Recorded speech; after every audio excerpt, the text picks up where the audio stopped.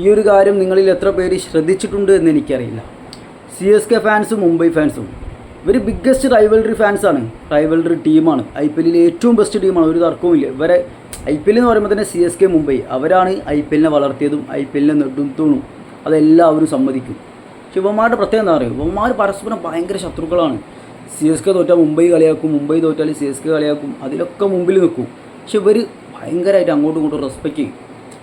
മത്സരത്തിൽ ഭയങ്കര വീറും ഭാഷയൊക്കെ ഉണ്ടെങ്കിലും അകത്തും പുറത്തും അവർ ആ റെസ്പെക്റ്റ് കീപ്പ് ചെയ്യും. അത് മനസ്സിലാകണമെങ്കിൽ നിങ്ങളുടെ ഏതെങ്കിലും CSK ഫാനായ സുഹൃത്തുണ്ടെങ്കിൽ അവൻ്റെ അടുത്ത് ചെന്നിട്ട് മുംബൈയുടെ കുറ്റം പറഞ്ഞു നോക്ക്. മുംബൈ മരിച്ച് മുംബൈനെ കൊണ്ടൊന്നും ഇനി കൂട്ടിയാൽ കൂടുതലാറ് നോക്ക്. മുംബൈക്ക് വേണ്ടിയിട്ട് അവൻ സംസാരിക്കും. അവനെ മുംബൈ ആണ് എഴുതി തള്ളേണ്ട തിരിച്ചു വരും എന്നൊക്കെ പറഞ്ഞു. നേരെ തിരിച്ച് ഏതെങ്കിലും ഒരു മുംബൈ ഫാൻ്റെ അടുത്ത് വന്നിട്ട് CSKയുടെ കുറ്റം പറഞ്ഞു നോക്ക്. ഇനി CSKനെ കൊണ്ടൊന്നും കഴിയൂലടാ, CSK കഴിഞ്ഞിട്ടെന്ന് പറഞ്ഞു നോക്ക്. അവർ പറയൂ CSK ആണ് IPLിലെ ബെസ്റ്റ് ടീമാണ്, അവരെന്തായാലും തിരിച്ചു വരും, അത് അങ്ങനത്തെ ഒരു ടീമാണ്. അപ്പോൾ ഇവർ പരസ്പരം തമ്മി കണ്ടാൽ തല്ലും പിടിയും ആന ചേനൊക്കെ ആണെങ്കിലും ഇവരുടെ ഇടയിലേക്ക് മൂന്നാമതൊരു ടീം വരുന്നത്, മൂന്നാമതൊരാൾ വരുന്നത് ഇവർ സമ്മതിക്കില്ല. ഇവർ രണ്ട് ടീം അങ്ങോട്ടും ഇങ്ങോട്ടും മാറി മാറി ഭരിക്കണം, ടോപ്പ് ആവണം, അതാണ് ഇവരുടെ ആഗ്രഹം.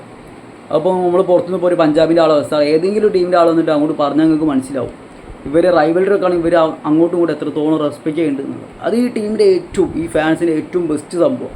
അത് എനിക്ക് നന്നായിട്ട് അറിയുന്ന കാര്യമാണ്. അപ്പോൾ നമ്മളെ ഗ്രൂപ്പിൽ തന്നെ നടക്കാറുണ്ട് ഇത്. ഇപ്പോൾ CSKനെ പറ്റിയ മുംബൈനെ പറ്റിയ കുറ്റം പറയുമ്പോൾ മറ്റൊരു വന്നിട്ട് സപ്പോർട്ട് ചെയ്യണം. മുംബൈൻ്റെ ആൾ വന്നിട്ട് CSKനെ സപ്പോർട്ട് ചെയ്യും, CSKൻ്റെ ആൾ വന്നിട്ട് മുംബൈനെ സപ്പോർട്ട് ചെയ്യുക, ഗ്രൂപ്പിലും നേരിട്ടൊക്കെ കേട്ടോ. അപ്പോൾ ഞാൻ ശ്രദ്ധിച്ചൊരു കാര്യമാണ്, അങ്ങനെയൊക്കെ നിങ്ങൾ ചെയ്തിട്ടുണ്ടെങ്കിലൊന്ന് പറ.